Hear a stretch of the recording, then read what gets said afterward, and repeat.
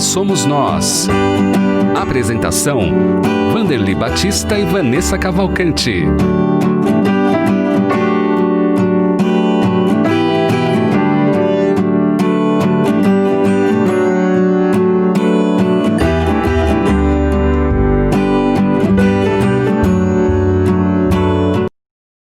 Olá, seja muito bem-vindo e muito bem-vinda ao programa Quem Somos Nós, transmitido pela Rede Boa Nova de Rádio, pela TV Mundo Maior, emissoras da FEAL, Fundação Espírita André Luiz. Nós sempre trazemos aqui em nosso programa os nossos convidados, que compartilham conosco as suas histórias, as suas conquistas e os seus desafios também. Na apresentação, eu, Vanessa Cavalcante, junto com a senhora Vanderly Batista. Tudo bom? Prazer renovado estarmos juntos, cada um na sua casa, mas com o convidado dessa semana, né, Vanessa, que está de livro novo aí na praça, no mercado, e você vai apresentá-lo para nós. Ele é o nosso amigo, como a senhora já disse, né, escritor, comunicador, Paulo Henrique de Figueiredo. Seja bem-vindo, tudo bom? Olá, tudo bom? Muito obrigado por me receber, Vanessa, Vanderly. Já virou uma tradição, né? Cada livro que eu lanço, a gente conversa sobre ele, né? Muito bom. Obrigado. Mais uma vez, Paulo, você já esteve aqui no Quem Somos Nós, mas a gente te pergunta, rapidinho, né? Porque nós temos muita coisa para falar hoje, mas como que foi que você encontrou o Centro Espírita Nosso Lar, Casa André Luiz, a FEAL? Olha, eu tive vários encontros, né? Porque eu acho que eu já cheguei a contar, eu fui aluno na evangelização, acho que era pré-primário, primário ali em Santana, no prédio antigo, né?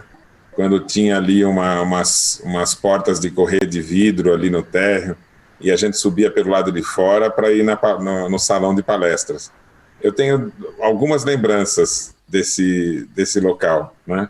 Uma delas eram as aulas, né, que a gente ficava ali embaixo. Era um lugar maior, porque eu era pequenininho, né? Então a gente sempre imagina maior. E eu cheguei a assistir palestra do Herculano Pires, no segundo andar ali, no salão principal, né? Então, sou de família espírita, e depois eu tive, muita gente da minha família participou da estruturação das casas André Luiz, né, Vanderly? O Danilo Fauzi, né, que fez um importante trabalho lá, a esposa dele é prima da minha mãe, então a gente sempre esteve ali muito perto, né? E depois eu me tornei comunicador da rádio, e depois comunicador da TV, e fiquei por muitos e muitos e muitos anos, né? Mais tarde é que nós nos aproximamos na proposta de trazer a Gênese, né? E com a proposta da Gênese, o seu Onofre conhecia a família do Canuto Abreu, nós tivemos contato com os manuscritos, e, em verdade, ocorreu um divisor de águas, né, no movimento espírita. Desde o trabalho da Simone Privato, depois o lançamento da Gênese, depois as cartas, e hoje é outro espiritismo. Agora a gente tem que reaprender tudo, porque o volume de informações que nós estamos tendo acesso nessa nossa geração, que é privilegiada, né, a primeira, vai fazer com que o espiritismo caminhe para algo muito importante, que é se tornar um núcleo do entendimento do ser humano enquanto alma, no despertar dos seus valores. Vou dar um exemplo rápido aqui. Aquelas crianças jovens e que hoje já são até adultos nas casas André Luiz, durante muito tempo o movimento espírita enxergava como sendo as pessoas que mais erraram no passado e que vieram nessa condição para pagar os castigos, né? Hoje a gente sabe que essa interpretação é falsa. E Kardec trazia, segundo o ensinamento dos espíritos, uma interpretação renovadora, transformadora, motivadora. Porque entre esses espíritos há várias causas. Entre elas, e sempre, a oportunidade de aprender com as circunstâncias. E eu diria o seguinte, Vanderly, nós não nascemos naquelas condições possivelmente porque ainda não temos coragem suficiente para enfrentar uma circunstância que, quando enfrentada com valor, ela é enriquecedora para o espírito, ela transforma. Então nós aprendemos com as dificuldades, e a gente só enfrenta grandes dificuldades quando estamos prontos para isso. Então, dentre os espíritos que estão ali, muitos ali, e a casa faz um trabalho fantástico de tratar como todos nós. Você não pode tratar como diferença, e oferecendo os recursos para que eles possam ser úteis.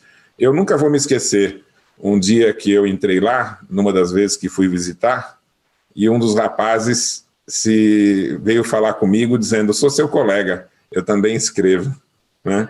E ele realmente tinha uma estrutura ali para poder expressar o que ele pensava e sentia.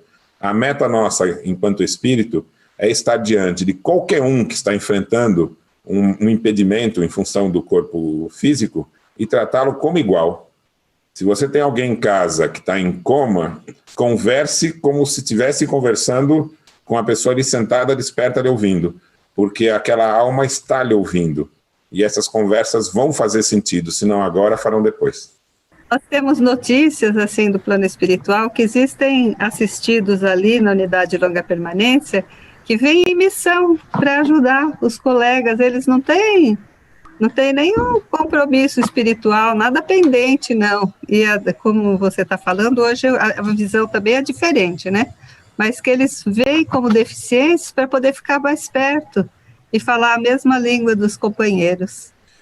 A escala daqueles que vêm em circunstâncias difíceis vai desde aquele que vai vivenciar só para aprender, para enfrentar uma situação que ele precisa aprender. Alguns enfrentam porque estão desafiando a si próprios, de vivenciar e suportar situações mais difíceis para superar alguma imperfeição. Alguns é para desenvolver a virtude.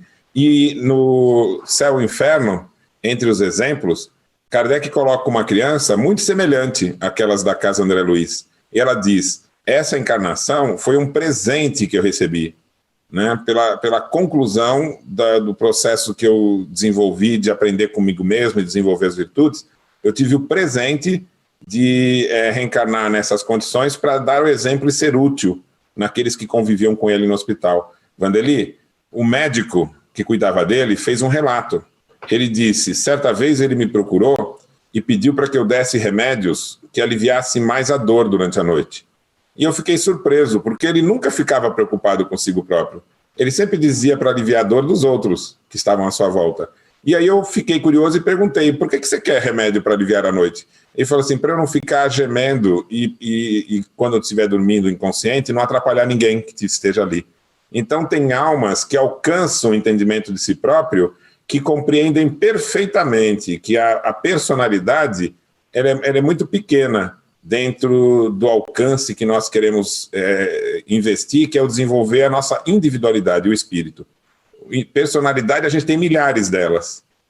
Pensa assim, Vandeli, o que importa o que aconteceu há 1000 anos, 1000 vidas atrás, 1500 vidas atrás? Se aquela pessoa foi ofendida, se não foi, né?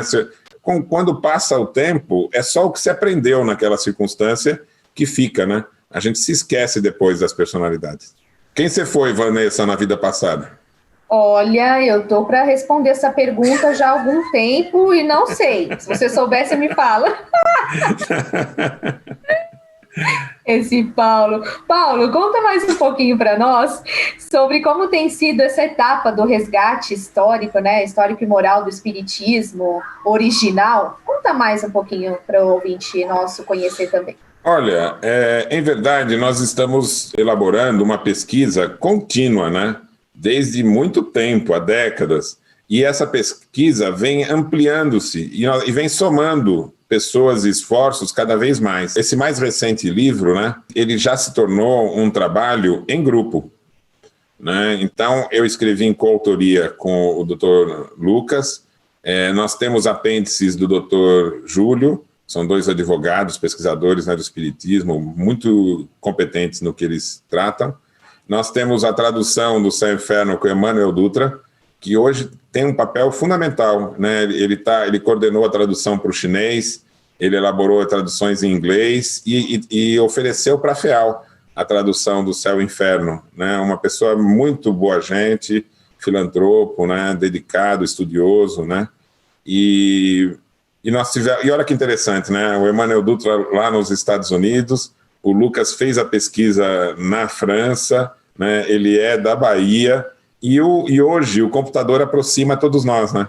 Então a gente conseguiu conversar, reunião após reunião, trabalho após trabalho, para que esse trabalho... E outra coisa, é imprescindível todo o investimento que a FEAL fez para que a gente tivesse acesso aos documentos do Canuto e os manuscritos de Kardec, o auxílio dos acadêmicos que fizeram tradução. Então, a Simone Privato, que orientou a pesquisa, Charles Kempf, que ofereceu documentos, presidente da federação lá da França, né?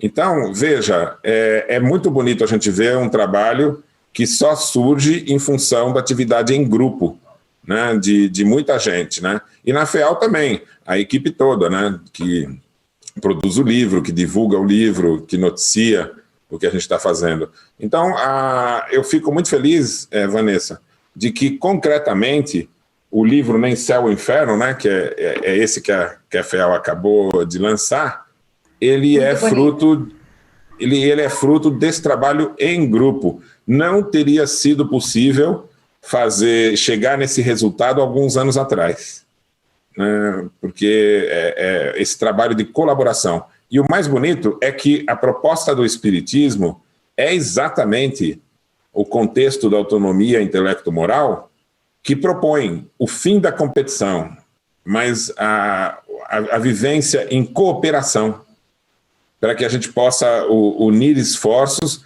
de tal forma que cada um, nas escolhas que faz em sua vida ou na transcorrer das vidas, faz escolhas que vão capacitar cada um de nós de forma diferente do que os outros. Então, enquanto na heteronomia, no mundo velho, para controlar a ideia que todo mundo fosse igual, a massificação, né? Todo mundo ser igual, com o mesmo comportamento para ser controlado. A proposta da autonomia é que sejamos diferentes e a valorização da diferença. Porque não tem ninguém melhor do que ninguém. Se a gente escolhe caminhos diferentes e tem conquistas diferentes, nós temos muito a ganhar somando esforços. É isso que vai fazer do mundo futuro um mundo feliz. Você parar de competir com o outro e você confiar no outro, acreditar no outro. Isso vai trazer não só felicidade para o mundo, mas também o que tanto a gente deseja, que é paz. O Paulo, a gente também queria saber assim, como que a gente pode comprovar, o que pode comprovar essas adulterações que vocês têm trabalhado tanto para divulgar? Olha, a adulteração é um assunto simples, rápido e conclusivo, né? Por quê? A questão da adulteração é um fato, e que serve não só para Kardec, mas para qualquer pessoa que escreva ou faça um filme, um livro, um quadro, qualquer coisa. O autor, ele tem o direito moral, que é diferente do direito autoral. O direito autoral é o direito de ter os recursos, né, provenientes daquilo que ele criou, ele tem os direitos sobre isso, que ele pode transmitir para os descendentes, né? Isso pode ser negociado assim por diante. Mas o direito moral é o direito sobre o conteúdo produzido. Então, qualquer autor, até mesmo de música, ele pode alterar. Até a data da sua morte, ele pode alterar como ele quiser. Então, eu posso fazer uma edição... Eu fiz uma edição nova do Mesmer, por exemplo, e que interessante que ele já tá esgotando de novo, vai para a 6ª edição, hein? E na 4ª edição, eu resolvi modificar, eu acrescentei algumas coisas, né? Agora, depois da morte do autor, ninguém tem autoridade para mexer em absolutamente nada. As obras, elas são produções que podem até ser modificadas e representam a vontade do autor. Ele morreu, acabou. E nós constatamos, né, os documentos demonstram com clareza na França que o conteúdo da 5ª edição, e outra coisa importante, né? Para a gente saber o conteúdo, tem que pegar o exemplar depositado na Biblioteca Nacional lá na França. Então a gente tem que ir lá na França, olhar o que foi depositado, né? E a data tem que ser anterior à morte do autor. Então, a Gênese foi depositada em 1872, e você olha, o conteúdo é diferente da de que Kardec depositou em vida, e o Céu e o Inferno a mesma coisa. As duas obras foram modificadas depois da morte. Então, o assunto encerra aí.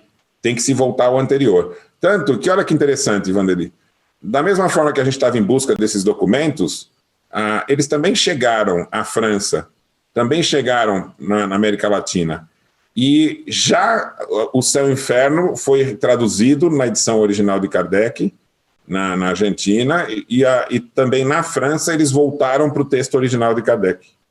E aqui no Brasil essa iniciativa está sendo da FEAL, que é de se louvar essa atitude, né? Então já tinha sido feito isso na Gênese, e agora o Céu e o Inferno, a edição está sendo preparada, né? No Nem Céu Nem Inferno tem um capítulo fundamental, que é o 8º e o prefácio, que Kardec trata da questão moral. Então a gente já colocou na íntegra o capítulo 8, mas a FEAL está preparando, igual aconteceu com a Gênese, o Céu e o Inferno original, né, para que os espíritas possam se debruçar. E olha que fantástico, no caso do Céu e Inferno, são textos fantásticos, ideias esclarecedoras, que Kardec escreveu, e há 150 anos nós estamos afastados desse conteúdo. Nunca o movimento espírita, após a morte de Kardec, teve contato com esse conteúdo.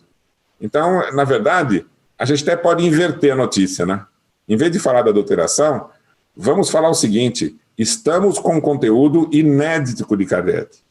Até diria o seguinte, Vanderly, o capítulo 8º da edição original do Céu e Inferno está para o Espiritismo como o Sermão do Monte está para o cristianismo, para Jesus. Esse capítulo é onde Kardec estabeleceu os princípios da lei que regem o espírito humano. Ou seja, é a moral não como uma tábua de castigos impingidos por Deus, mas com leis naturais. Da mesma forma que a gente, entendendo as leis naturais da física, a gente produz todo esse mundo moderno, né? A gente não estaria conversando aqui se a gente não tivesse entendido a humanidade, né, as ondas eletromagnéticas. E controlando essas ondas eletromagnéticas, nós temos hoje uma tecnologia que tornou o mundo pequeno. Existem leis que regem a alma. E aí sim, Vanderly, felicidade não é uma recompensa de Deus, é uma resposta natural ao ato do bem. E sofrimento moral é uma resposta natural ao ato da imperfeição. Então, a liberdade está 100% em nossas mãos. O indivíduo só sofre enquanto mantém a imperfeição. Superando, acaba o sofrimento. E felicidade é eterna, Vanderly. Cada conquista da felicidade não volta para trás. Então, nós somos senhores da nossa felicidade futura. A gente só vai dizer quando, né? Quando eu quero avançar. E aí, dependendo do nosso esforço, a gente faz as nossas conquistas. Muito bom, hoje estamos conversando com Paulo Henrique de Figueiredo e nós também queremos lembrar você que está na sintonia do Quem Somos Nós de hoje, que a Fundação Espírita André Luiz, junto a Centros Espíritas Parceiros, iniciou um trabalho de atendimento fraterno, solidário, à distância, de uma forma muito simples e muito prática. O nosso propósito é acolher você com uma palavra amiga, ajudando em seus medos, suas angústias, suas dúvidas e inseguranças também, neste momento que estamos passando, né, de grandes desafios para toda a humanidade. Então, para participar é muito simples, basta você escolher em nosso site a campanha Juntos pelo Espiritismo, e aí lá você vai escolher o centro espírita que deseja atendimento, marcando o melhor dia e horário de acordo com a disponibilidade do centro espírita que você escolheu. O atendimento fraterno online é realizado neste dia e nesse horário agendado, de acordo com as orientações passadas por essa casa espírita escolhida, e ele é sigiloso também, e é muito fácil de você agendar. É só acessar o site feal.com.br/Juntos pelo Espiritismo, e aí você já vai ter o seu atendimento também. Acesse feal.com.br/Juntos pelo Espiritismo. Falando nesse momento de grande desafio, Paulo, como é que está sendo para você trabalhar nesses tempos de pandemia? Olha, Vanessa, quando a gente começa a estudar o Espiritismo mais profundamente, a gente ganha um novo olhar para as coisas, né? E eu costumo dizer, para ser espírita, inevitavelmente, a gente acaba por ser otimista.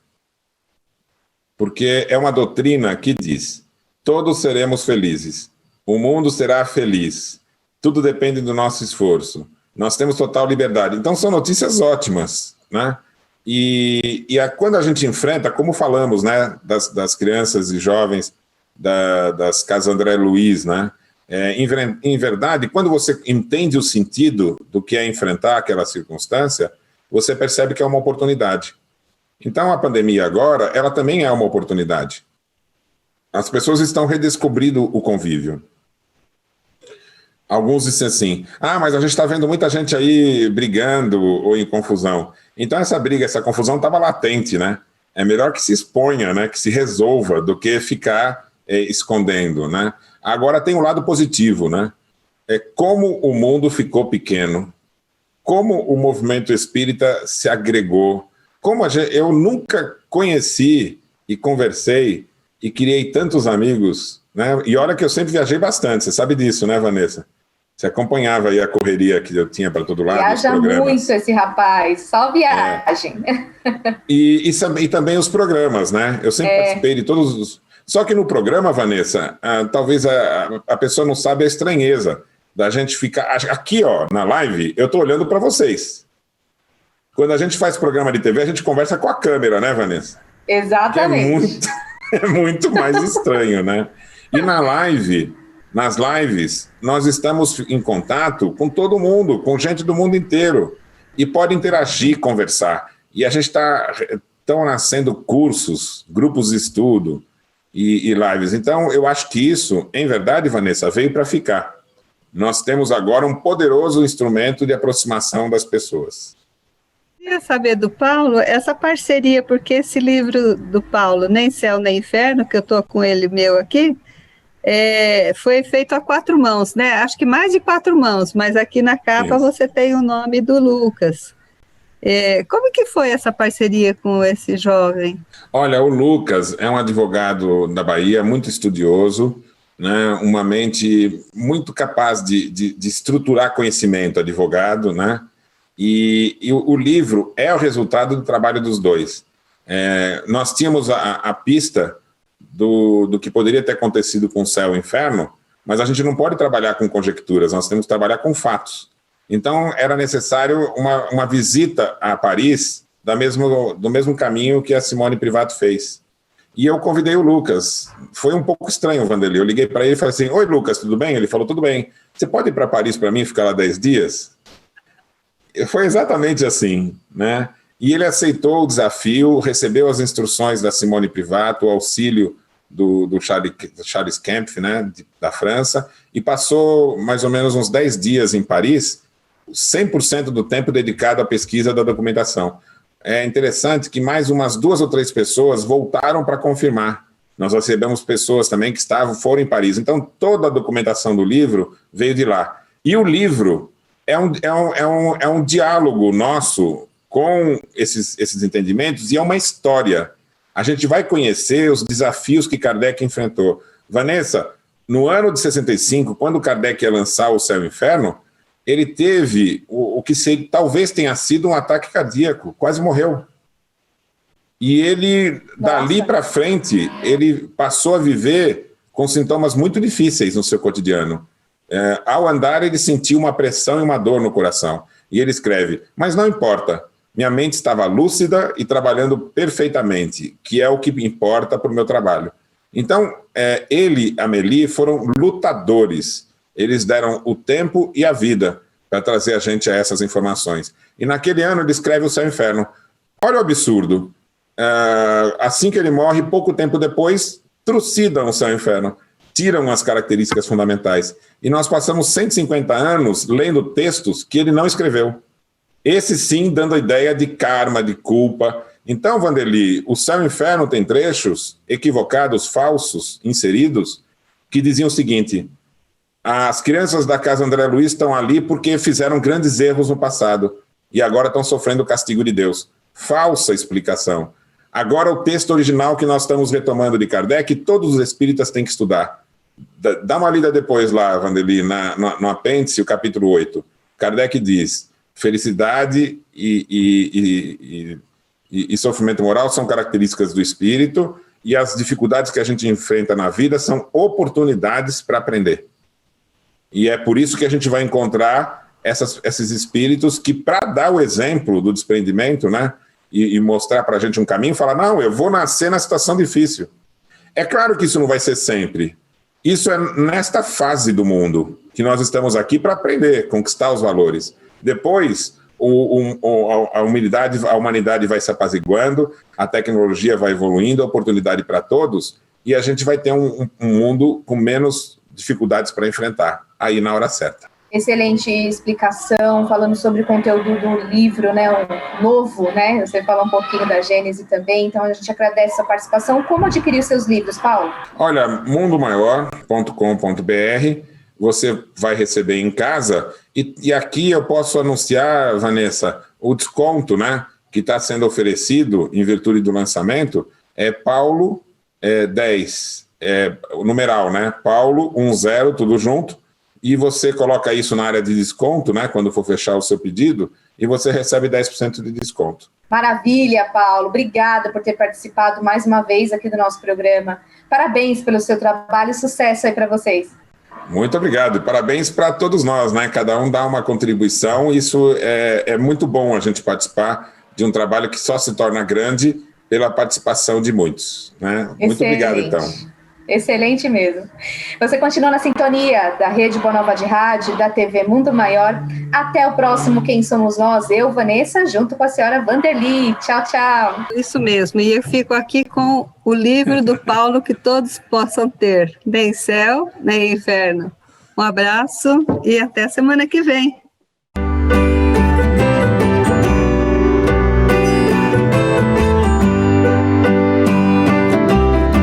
Você acompanhou Quem Somos Nós?